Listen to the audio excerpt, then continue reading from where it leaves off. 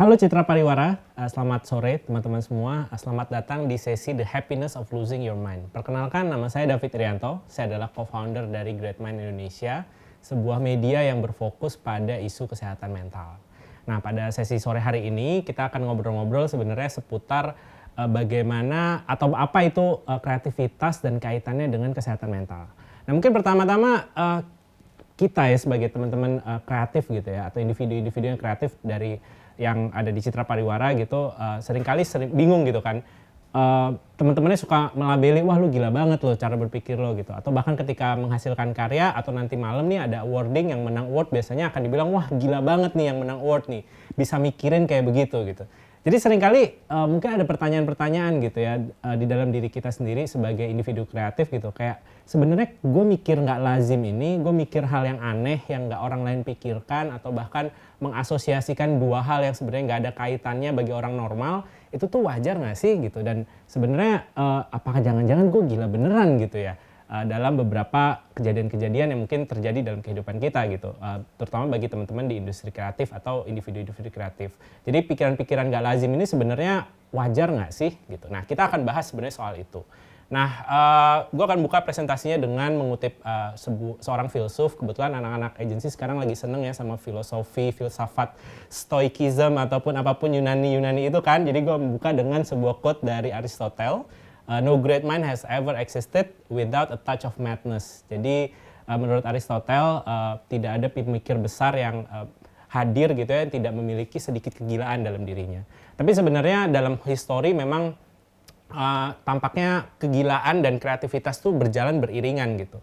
Tetapi sebenarnya baru belakangan ini sekitar mungkin dari tahun 75-an dan bahkan belakangan ketika neuroscience hadir gitu ya di tahun sekitar masuki milenium baru, lalu teknologinya udah ada gitu ya. Ada riset-riset menarik sebenarnya yang membandingkan apakah benar kreativitas itu punya relasi atau hubungan dengan mental illness. Nah, salah satu research yang menarik adalah ketika dia membandingkan antara struktur otak seseorang yang dianggap kreatif gitu ya, penulis, penari dan mereka yang bekerja di industri kreatif, dan juga mereka-mereka yang memiliki kecenderungan schizophrenia gitu, atau kecenderungan yang menuju ke arah mental illness gitu. Nah, ketika dibandingkan ternyata otak-otak yang kreatif ini gitu ya, mereka-mereka yang orang-orang yang lebih kreatif, mereka menginclude lebih banyak event atau kejadian atau stimulus yang terjadi di dalam proses mental mereka gitu, dibandingkan mereka-mereka yang less kreatif atau yang lebih kurang kreativitasnya gitu. Dan ini mirip sebenarnya dalam posisi ini mirip dengan mereka-mereka yang tadi ya, yang punya kecenderungan dalam gradiennya gitu ya, memiliki mungkin kecenderungan tadi kesehatan mental yang agak terganggu gitu. Nah, inability dalam posisi tidak memiliki kemampuan gitu ya untuk menutup atau mengdeactivate satu area yang disebut precuneus. Precuneus itu dalam pikiran dia tugasnya sebenarnya untuk semacam menyaring informasi atau stimulus yang tidak relevan di dalam proses berpikir kita gitu. Misalnya ketika kita sedang menyetir mobil gitu ya, orang-orang yang normal seringkali ya fokus pada kegiatan menyetirnya, tetapi ternyata semakin kreatif dia, semakin dia bisa menangkap informasi-informasi lain yang sebenarnya juga nggak terlalu relevan dalam apa yang sedang dia kerjakan saat itu. Gitu. Nah, hal ini sebenarnya leads to another fenomena yang disebut dengan reduced latent inhibition. Jadi inhibitornya dalam pikiran dia itu akan menurun. Dia jadi stimulusnya proses stimulus yang dipikirkan dalam pikirannya jadi melebar range-nya. Jadi jangkauannya lebih luas, kedalamannya juga lebih dalam gitu. Jadi secara sadar dia bisa bahkan disebutkan memanipulasi atau mengkombinasikan berbagai macam hal yang sebenarnya nggak ada kaitannya, sehingga akhirnya memunculkan apa yang disebut dengan original ideas. Jadi sebenarnya yang disebut dengan original ideas itu bukan muncul dari ketidakadaan, tapi selalu ada dari banyak hal yang dia terima, lalu dikombinasikan, dikombine dan dimanipulasi sampai akhirnya muncul jadi original ideas yang kemungkinan akan beberapa menang award pada malam hari ini gitu ya, original ideas ya. Jadi itu hal yang mungkin dianggap ada kesamaan gitu ya dari sisi struktur pemikiran atau bahkan dari struktur otaknya gitu. Nah, hal lain yang juga mirip gitu ya antara tadi ya craziness dan juga creativity adalah dalam sifat atau personality ada yang diukur itu namanya adalah neurotik, kecenderungan untuk neurotik atau kecenderungan untuk mengalami kecemasan bagi seorang individu. Nah, mereka-mereka yang mengalami gangguan kejiwaan biasanya nilai ini cukup tinggi. Jadi mereka punya kecenderungan sifat-sifat yang neurotik gitu ya. Nah, ternyata orang-orang kreatif pun sama. Tetapi fungsinya kenapa itu penting gitu ya di dalam kreativitas, bahwa neuroticismnya sedikit lebih tinggi. Karena ternyata kapasitas kekhawatiran tadi ya, kecemasan itu sebenarnya adalah kapasitas untuk memikirkan sebuah ancaman yang mungkin belum ada atau tidak terjadi. Sehingga akhirnya membantu si individu ini untuk memikirkan ide-ide baru yang belum ada. Atau bahkan mencari insight yang akhirnya valuable ketika kita melakukan problem solving. Jadi kita bisa membayangkan. Jadi sebenarnya proses mungkin cemas gitu ya karena overthinking, tetapi bagi individu kreatif hal ini sebenarnya beneficial gitu. Tapi sayangnya memang bagi mereka-mereka yang mengalami craziness tadi sebenarnya memiliki kesamaan yang sama gitu ya. Tingkat neuroticismnya akan lebih tinggi. Tapi sebenarnya apakah benar craziness dan juga creativity itu sama gitu ya? Tadi memang ada relasinya, tapi apakah benar gitu? Kebetulan gue sendiri sebenarnya penasaran udah lama gitu, karena dulu latar belakang gue kuliah desain gitu kan, tapi terus kerja di media cukup lama sampai akhirnya karena saking penasarannya ngambil studi berikutnya justru malah studi psikologi karena penasaran sama hal ini gitu. Tapi sebenarnya akhirnya sebenarnya tidak ada hal yang cukup konklusif gitu ya ketika kita bicara soal kegilaan dan juga craziness ini sebagai hal yang sama. Jadi kabar baiknya adalah teman-teman yang kreatif itu tidak sama dengan teman-teman yang gila gitu. Teman-teman tuh nggak punya sakit kejiwaan gitu. Jadi kalau nanti malam hari ini gitu ya, misalnya ada teman-teman yang menang gitu ya, Cita Pariwara lo dapet pialanya, please ketika menang itu jangan kredit kemenangan itu terhadap sisi kegilaan kalian gitu. Tapi kredit itu pada sisi dimana kalian tuh punya talent, punya bakat, punya sesuatu yang untuk dibanggakan gitu. Bukan dari aspek kegilaan saja gitu. Nah, seperti Salvador Dali famously said bahwa there is only one difference between a madman and me. I am not mad gitu. Jadi bahkan Salvador Dali yang karyanya begitu gila aja dia bilang gue nggak gila gitu. Ada satu perbedaan yang paling nyata bahwa gue tidak gila gitu. Karena sebenarnya kreativitas justru punya relasi lebih tinggi dalam penelitian dengan kesehatan mental. Jadi tadi walaupun ada similarities gitu ya antara kreativitas dan juga mental illness, tetapi mental illness pada akhirnya pada level tertentu akan merusak kreativitas, akan merusak produktif.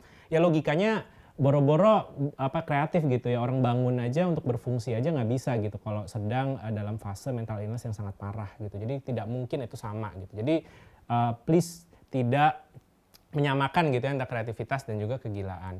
Nah tetapi kan balik-balik lagi ya, tapi sensasinya masih sama nih. Sensasi yang gue rasakan ketika gue dalam kreativitas adalah misalnya fokus ketika melakukan kreasi gitu ya, fokus banget gitu.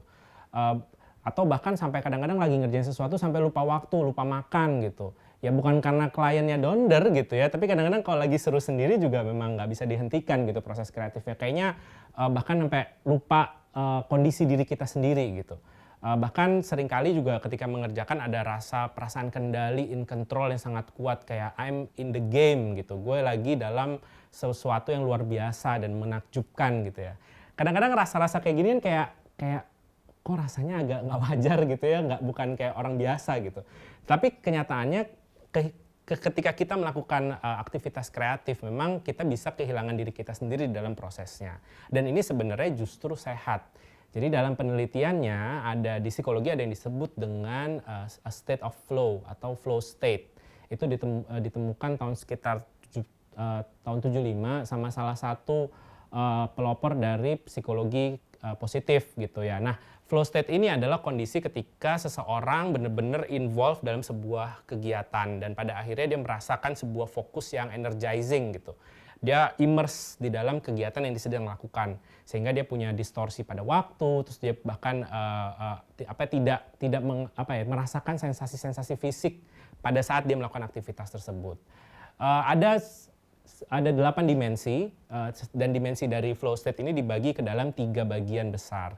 Bagian pertama adalah what people experience. Jadi kalau teman-teman merasakan kayak gitu coba ditelaah gitu ya, getting lost yang hubungannya sama happiness adalah pertama, apakah kalian mengalami ini? Pertama adalah concentration at task at hand. Jadi kita mengalami intense konsentrasi pada apa yang sedang kita kerjakan. Yang kedua adalah transformation of time.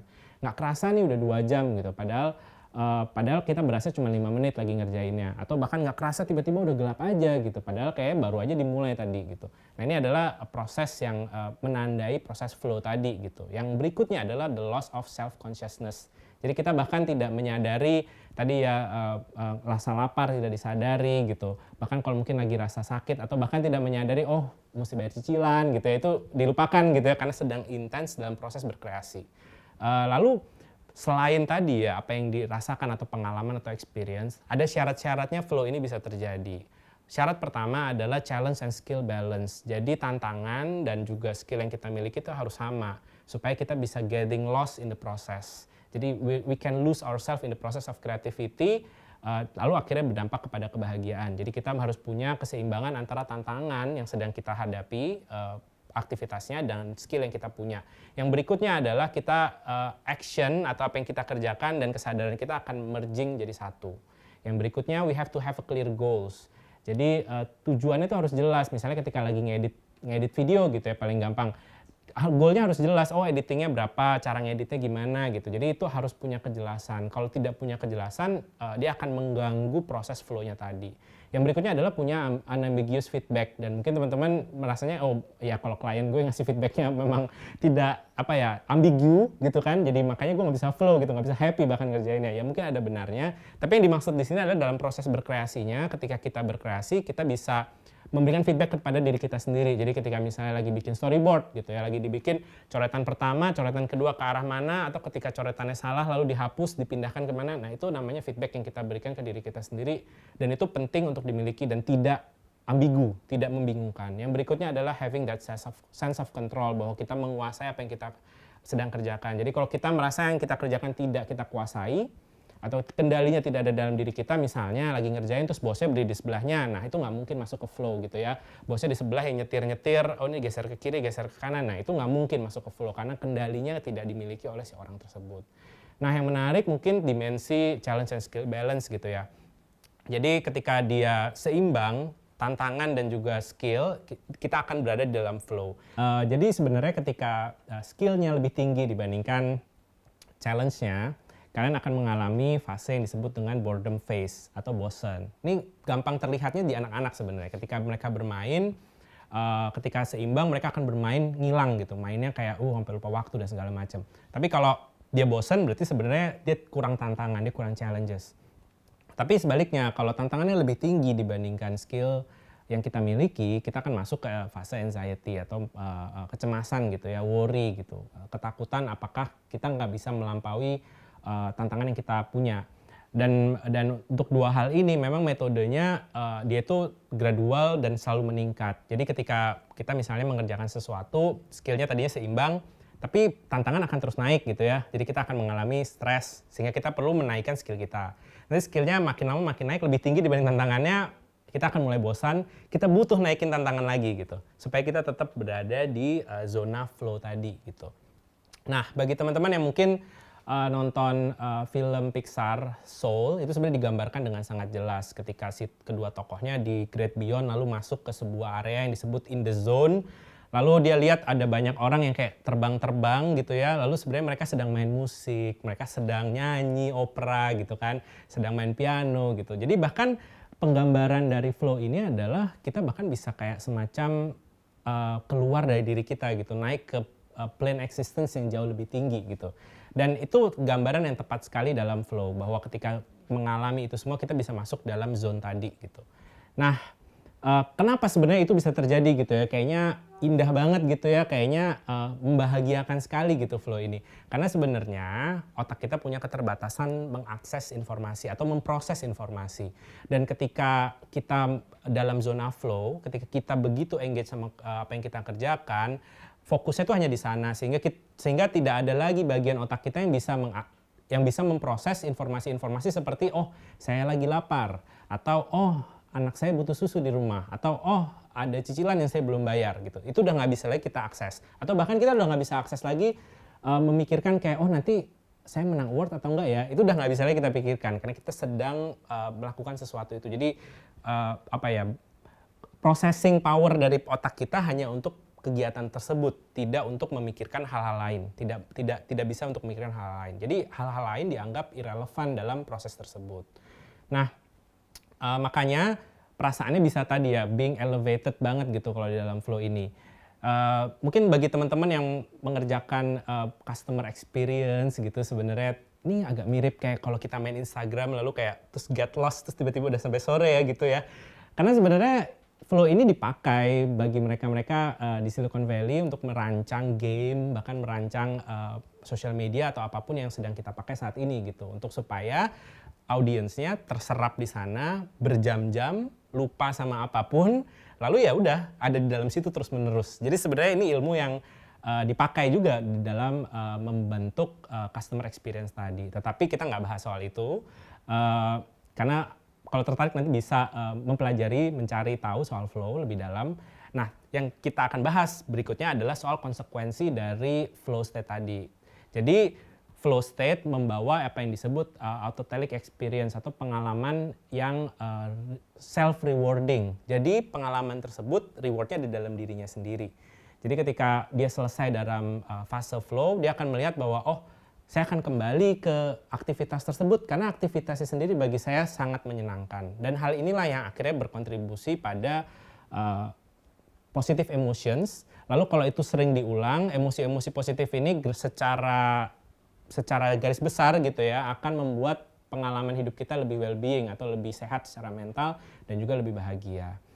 Nah, ketika dalam flow, bahkan kita sebenarnya tidak merasa happy. Jadi ketika sedang mengerjakan lagi seru, kita tuh nggak merasa happy. Kita merasa happy ketika kita break sebenarnya. Jadi dalam flow, happiness is a distraction. Jadi ketika kita lagi break, baru kayak, kayaknya seneng banget ya, we're in control gitu. Atau ketika selesai fase flow, baru kita akan merasakan perasaan bahagia tersebut. Jadi ketika kita loss, kita tidak akan merasa bahagia, tetapi setelah proses loss-nya itu, kita baru akan merasakan kebahagiaannya gitu. When we're losing, setelah selesai losing our mind gitu ya, atau losing ourselves, itu baru kita akan merasakan kebahagiaannya. Nah, pertanyaannya, does losing our mind or self makes us happy? Menurut risetnya iya, dalam proses flow tadi gitu ya. Bukan losing our mind dalam proses menjadi gila gitu ya, menjadi memiliki mental illness, bukan itu. Tetapi dalam proses flow, dalam proses kreativitas, iya, ketika kita kehilangan diri kita, karena memang tidak terkomput gitu ya, processing power kita, otaknya bahkan nggak bisa memikirkan siapa kita, identitas kita apa gitu. Jadi kita lost, itu tuh akan membuat kita pada akhirnya merasa bahagia. Dan it depends, flow producing activity-nya apa, dia harus sebuah aktivitas yang kompleks, seperti misalnya ad making gitu ya, membuat iklan. Terus juga leads to new challenge, dan sehingga secara kan flow tuh sedikit-sedikit gitu ya, kecil-kecil gitu ya aktivitasnya, tapi secara garis besar ketika kita mundur dari flow, kita lihat kita punya progress personal dan juga cultural gitu, kita punya dampak terhadap orang-orang lain. Itu akan punya kontribusi terhadap kebahagiaan kita tadi, happiness in losing ourselves. Nah, ini bagian terakhir sebenarnya dalam presentasi saya. Tapi ada beberapa hal yang harus diwaspadai gitu ya. Waspadai pertama adalah beware of external reward. External reward itu apa? Adalah misalnya apresiasi, applause dari orang-orang di sekitar kita. Reward bahkan misalnya award. I know this is agak awkward gitu ya ngomongin ini di award show gitu. Tapi bagi teman-teman yang memang creative individuals, please be aware of this gitu. Bahwa external reward itu adalah hadir sebagai byproduct dari kreativitas yang teman-teman sudah lakukan. Bukan yang dikejar sebagai tujuan utamanya. Karena kenapa? Karena kalau kita nggak hati-hati sama external reward ini menyebabkan apa yang disebut akan menjadi dalam satu penelitian psikologi lagi disebutkan obsessive passion atau passion yang obsesif. Ketika sebenarnya ada yang fokusnya bukan pada activity-nya, bukan pada hal yang internal tadi, tetapi pada hal yang ada di luar.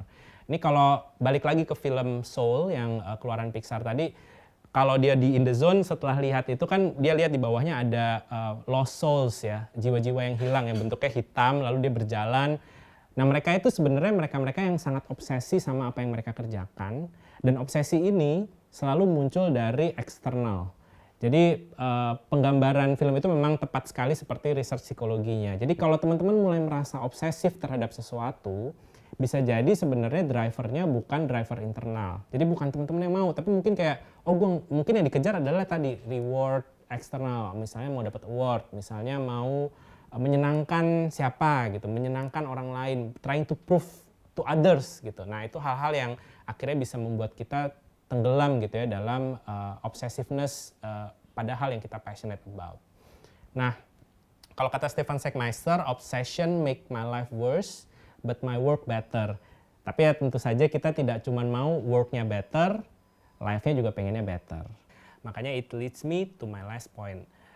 Yang satu hal lagi yang kita harus hati-hati adalah tadi kita udah jelaskan di awal bahwa orang-orang kreatif ini punya sensitivitas yang lebih besar gitu ya, karena lebih terbuka dalam menerima stimulus yang masuk. Nah, this openness and sensitivity itu harus seringkali expose individu kreatif ke lebih banyak suffering dan juga rasa sakit yang lebih dalam. Jadi ketika kita mungkin selama 2 tahun ke belakang gitu ya mengalami pandemi, lalu perubahan cara kerja dan segala macam, please be kind to yourself gitu, bahwa pada akhirnya apa yang sadari bahwa kalian tuh adalah individu yang mungkin memang sensitif gitu ya. Jadi tolong pertama adalah menjadi lebih baik terhadap diri kita sendiri, dan berikutnya adalah punyai be aware of your surrounding terhadap teman-teman kita di sekitar kita gitu, pada teman-teman kita yang juga kreatif, dan pada akhirnya bisa punya karya yang mungkin punya dampak yang positif terhadap orang-orang di sekitar kita atau bahkan menghibur orang-orang di sekitar kita. Nah, sebelum saya tutup mungkin minum dulu karena aus, karena udah lama banget nih ngomong sendirian. Nah, tadi 3 poinnya ya. Jadi untuk mengingatkan kita dalam proses be kind to ourselves. Lalu perhatikan sekitar kita, having that relationship sama orang-orang di sekitar kita. Kalau kita tahu teman kita kreatif, berarti dia sensitif, jadi mohon diperhatikan lebih banyak. Lalu ketika punya karya yang positif terhadap masyarakat, orang-orang di sekitar kita, ingat itu gitu ya, supaya kita bisa terus punya pegangan gitu ya dalam menjalani kehidupan kita. Karena pada akhirnya yang namanya hidup itu berjalan, bukan berlari. Gue David Irianto dari Great Mind Indonesia. I see you when I see you. Thank you David Irianto for the eye-opening session yang ngingetin kita kalau mental health itu penting banget. Penting untuk punya goal, untuk punya tujuan, tapi yang gak kalah penting untuk menikmati semua jalan menuju goal kamu tersebut. Thank you untuk semua sponsor yang telah mendukung Citra Pariwara 34, GoPay, TikTok for Business, Superlife, BCA, Investing in Women, MTech Group, MNC Group, Trans TV, Trans 7, RTV, Antv, Nielsen, Kompas Gramedia, Think Tank, Campaign Brief Asia, Gash Cloud, CGV, Mola TV, dan Metro TV. Gak berasa banget sekarang tinggal 1 sesi lagi nih di seminar Citra Pariwara 2021. Kita akan bertemu dengan seseorang dari New York, Asti Gutierrez from Droga 5 New York, dan moderator Ferlino Friadi, co-founder Bujuk Rayu dengan tema Embrace Insane Journey. Here we go.